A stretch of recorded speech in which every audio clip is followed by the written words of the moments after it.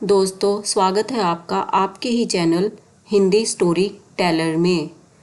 आशा है आप सब स्वस्थ होंगे। आइए सुनते हैं आज की कहानी। वानर राज का बदला। एक नगर में चंद्र नामक राजा का शासन था। उसके राजमहल के बगीचे में बंदरों का एक समूह रहता था। बगीचे के फलों के अतिरिक्त राजा के सेवकों द्वारा प्रतिदिन प्रदान किए जा रहे भोजन का सेवन कर वे बहुत हुष्ट पुष्ट हो गए थे। बंदरों का सरदार वानर राज एक बूढ़ा बंदर था जो अति बुद्धिमान था। समय समय पर वह अपना परामर्श बंदरों के समूह को दिया करता था। राजमहल में 2 भेड़ें भी रहा करती थी। राजा के पुत्र उनके साथ खेला करते थे। 2 भेड़ों में से एक भेड़ बहुत चटोरी थी। जब मन करता वह रसोई घर में घुस जाती और वहाँ खाने की जो भी चीज़ें पाती खा जाती। रसोइया भेड़ की इस हरकत पर बहुत क्रोधित होता और जो हाथ में आता वह वस्तु फेंककर उसे मारता। एक दिन वानर राज ने रसोइये को भेड़ को एक बर्तन फेंककर मारते हुए देखा।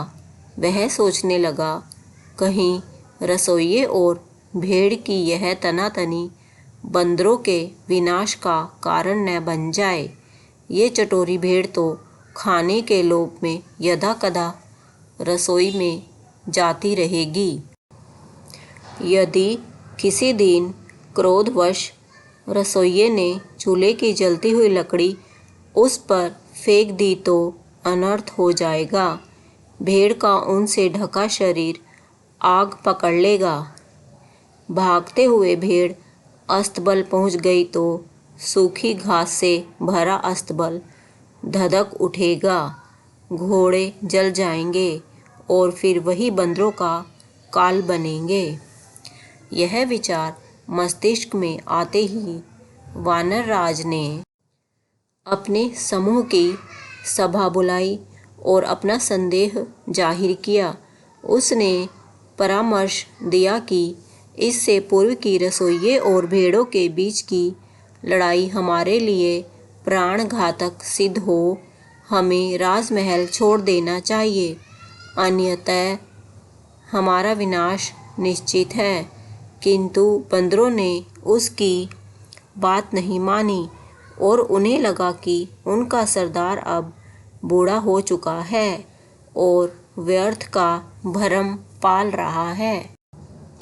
वे राजमहल के भोजन के आदी हो चुके थे, इसलिए राजमहल छोड़ने को तैयार नहीं हुए। परंतु वानर राज ने तत्काल राजमहल छोड़ दिया।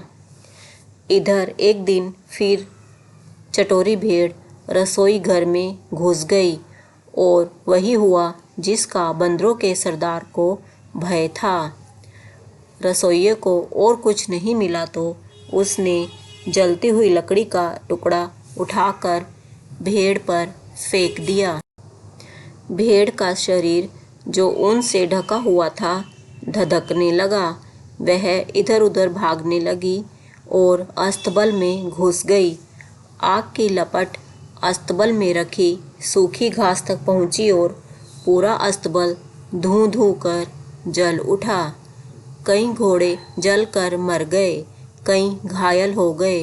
राजा को यह समाचार मिला तो उसने वैद्य को बुलाया और उसे घोड़ों का उपचार करने का आदेश दिया। वैद्य ने घोड़ों के घाव का परीक्षण किया और बोला, इनके घाव को शीघ्र ठीक करने का एक ही उपाय है, इन बंदरों की चर्बी लगानी पड़ेगी। राजा ने सैनिकों को आदेश दिया कि जो भी बंदर दिखे तो मारकर उसकी चर्बी घोड़े के उपचार के लिए लाई जाए। राजमहल के सारे बंदर मार दिए गए। जब वानर राज तक यह बात पहुंची तो वह बहुत दुखी हुआ। उसके मन में प्रतिशोध की ज्वाला धधक उठी, किंतु वह अकेला था।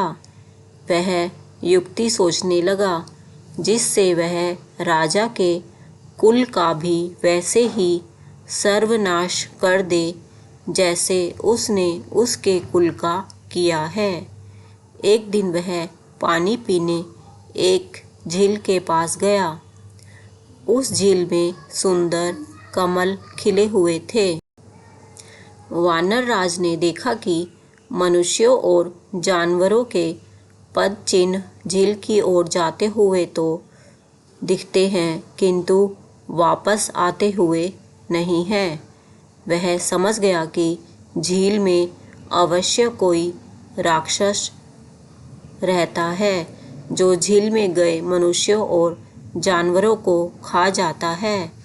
उसने चतुराई दिखाते हुए कमल के तने से पानी पी लिया। जब झील में रहने वाले राक्षस ने यह देखा तो झील से बाहर आ गया। उसने कई आभूषण पहने हुए थे। वह वानर राज से बोला, जो भी झील में आता है मैं उसे खा जाता हूँ, किंतु तुम तो बहुत चतुर निकले। मैं तुम्हारी चतुराई देख प्रसन्न हूँ। मांगो, क्या मांगते हो? वानर राज बोला, एक राजा ने मेरे संपूर्ण वंश का नाश कर दिया है। मैं उससे प्रतिशोध लेना चाहता हूँ। आप मेरी सहायता करें। मुझे अपना कंठहार दे दें। मैं आपको वचन देता हूँ कि मैं आपके आहार के लिए राजा और उसके अनुचरों को इस झील में लाऊंगा। राक्षस ने वानर राज को कंठहार दे दिया। वह हार पहनकर बंदरों का सरदार राजा के नगर पहुंचा। वह वहां एक पेड़ से दूसरे पेड़ पर झूलने लगा। जिसकी भी दृष्टि उस पर पड़ती वह कंठहार देखकर दंग रह जाता।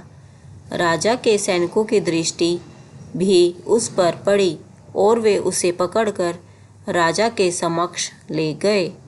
राजा ने उससे पूछा, तुम्हें ये कीमती कंठहार कहाँ से प्राप्त हुआ? वानर राज ने उत्तर दिया, महाराज, यह हार मुझे समृद्धि के देवता द्वारा प्रदान किया गया है। वह जंगल के बीचों बीच स्थित एक झील में निवास करते हैं। जब सूर्य आधा उदय हुआ होता है उस समय जो व्यक्ति उस झील में डुबकी लगा ले तो उसे समृद्धि के देवता का आशीर्वाद और कंठहार प्राप्त होता है। राजा उसकी बातों में आ गया। वह अपनी पत्नी और पूरे परिवार सहित उस झील में डुबकी लगाने को तैयार हो गया। वानर राज ने कहा, कल सुबह की मंगल बेला में पधारिए। लोभ में अंधा हो चुका राजा अगली सुबह अपनी पत्नी, पुत्र, परिवारजन, मंत्रियों और सेवकों सहित झील पहुंचा। वानर राज भी उनके साथ था। वह बोला, महाराज, सबको अलग अलग स्थानों से झील में उतरना होगा। सबके जाने के बाद आप अंत में झील में उतरिए। राजा की पत्नी, पुत्र, परिवारजन, मंत्री, सेवक सभी अलग अलग स्थानों से झील में उतर गए और राक्षस द्वारा खा लिए गए।